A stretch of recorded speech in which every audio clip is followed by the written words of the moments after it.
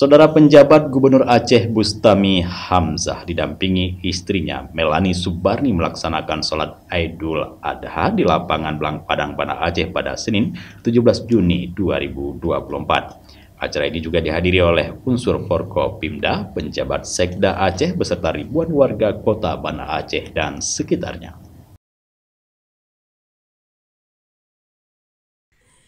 Di bawah langit cerah yang menyinari Provinsi Aceh, salat Idul Adha 1445 Hijriah berlangsung dengan khidmat dan tertib. Tengku Miswar Muhammad bertindak sebagai imam, memimpin salat sunat 2 rakaat. Setelah itu dilanjutkan khutbah Idul Adha yang disampaikan oleh Profesor Dr. Muzakir MA, Wakil Rektor 4 Bidang Kerjasama dan Pengembangan Lembaga UIN Sumatera Utara.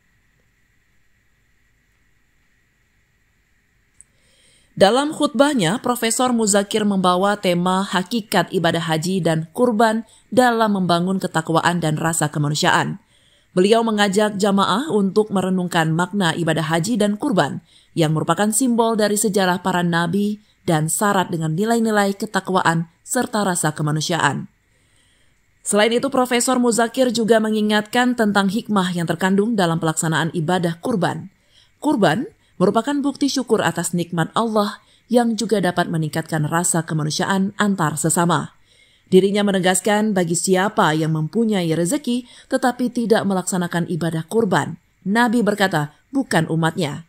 Maka ketika sudah mendapatkan dan merasakan karunia Allah harus dijaga dan dinikmati sebaik-baiknya. Dari Banda Aceh, Tim Liputan Aceh TV melaporkan.